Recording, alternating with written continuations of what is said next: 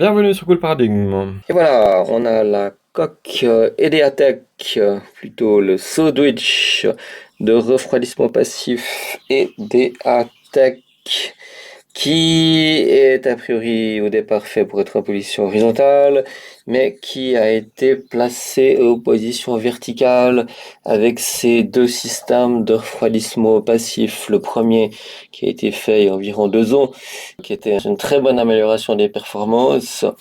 Et avec le dernier modèle sur un Raspberry Pi 5 16 Go, en attendant le Raspberry Pi 6, on gagne 9 degrés centigrades pour une utilisation standard du genre faire tourner une vidéo sur l'implémentation précédente. Donc tous les deux ont des contacts assez intimes en aluminium et le refroidissement passif commercial est placé en position verticale où les flux d'air chaud peuvent plus facilement s'éliminer le long des crénelures et directement aussi depuis l'intérieur. Encore une fois, on évite l'effet coussin d'air chaud quand il est posé sur les pieds d'origine. Très bon système, hein, facilement adaptable pour des designs différents. On espère qu'ils vont continuer à en produire. Il faut aussi voir que la, comment dire, un système de refroidissement passif qui a des performances vraiment importantes comme celui-ci, malgré le fait qu'il soit démontable simplement avec une pince, ça demande quand même des quantités d'aluminium, bien que ce soit de la récupération, mais s'il fallait faire ça dans un modèle commercial, je pense que ça découragerait la plupart des bourses en fait. Tandis que avec une approche bricolage, on obtient ça pour pas un franc de plus quoi. Voilà. Alors maintenant, on va passer aux étapes pour la construction de ce modèle de refroidissement passif. Et voilà, un petit interlude pour le collage à la cyanolite des gros échangeurs thermiques noirs. La colle ultra rapide avec une épaisseur très mince permet un bon passage de l'énergie thermique tout en étant prête après environ 3 ou 4 secondes. Alors, c'est un échangeur thermique passif qui a été fortement amélioré. Voilà le modèle commercial sur lequel on va fixer ces deux pièces. Alors, on peut noter que du fraisage a été fait sur cette partie pour qu'elle s'imbrique au plus près avec une certaine intimité mécanique dans les rails de la pièce commerciale et c'est pareil pour l'autre côté en fait. Alors la question consiste maintenant à monter notre pilier passif principal sur sa base avec de la pâte thermique que voilà pour que les calories passent au mieux.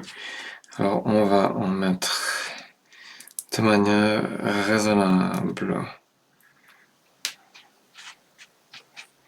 c'est-à-dire en gros juste au milieu de notre zone carrée, surtout que c'est pas vraiment la partie la plus importante vu qu'elle est déjà passablement éloignée du feu de l'action. Alors voilà, maintenant il s'agit de bien repérer les trous, d'y mettre les vis du M4, 4 vis. Donc tout ça a été fait à partir de pièces de récupération en aluminium avec perçage et taraudage M4. Oups, on va pas oublier les rondelles.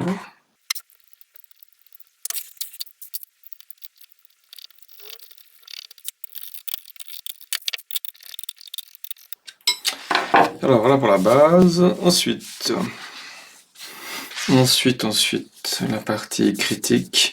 À noter que ces radiateurs noirs ont été fixés avec de la super glue qui, vu qu'elle est très mince, permet aussi de conduire la chaleur entre les deux surfaces. Alors, maintenant on va sortir le Raspberry Pi. Là, ça devient critique. Et donc, c'était plus simple de travailler sur le même modèle de d'échangeur thermique passif, mais vide, pour éviter d'endommager l'ordinateur.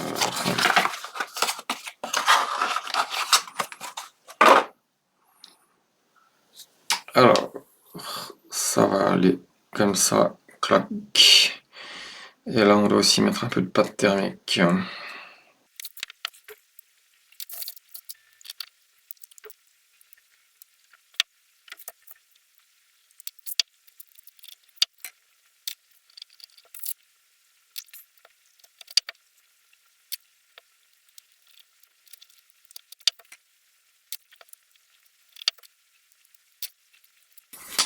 Alors, on va pas abuser. De toute façon, le système est nettement surdimensionné. Hop. Normalement, faut pas se ploter.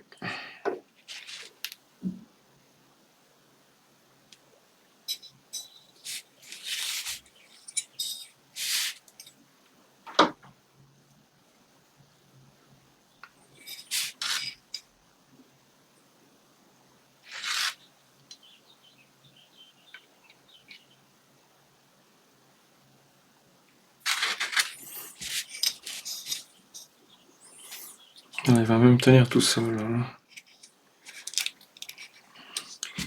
Quand la pâte voudra bien entrer.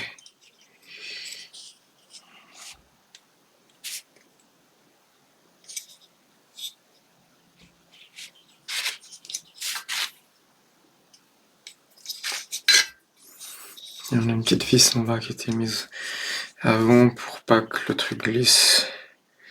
Si la pression...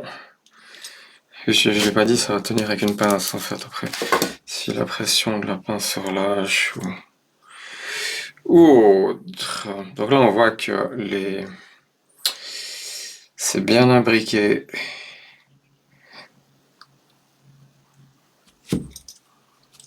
Tout est bien imbriqué dans les fentes. Et on va pouvoir mettre le deuxième. On peut même en attendant, alors ça va aller comme ça, en attendant on peut même le pincer de manière préventive. Voilà. Alors, maintenant, alors là ça va être nettement plus rapide, mais il va tenir moins bien. Alors, on va non plus pas exagérer pour la pâte thermique, vu que on veut pas que ça déborde.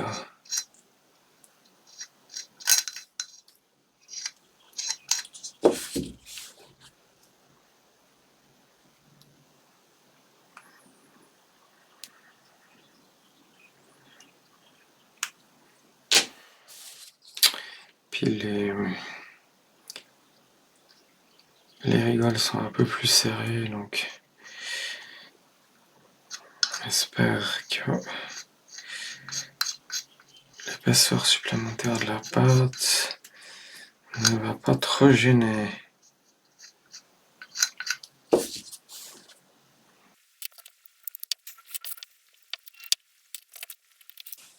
Et voilà pour la pâte. Attention, suspense. Elle est placée à peu près au milieu. Hop. Pas trop pinailler, hein, vu que la pâte est pas très loin des gros connecteurs. Hop. Et voilà. Alors maintenant, on a notre... hop là.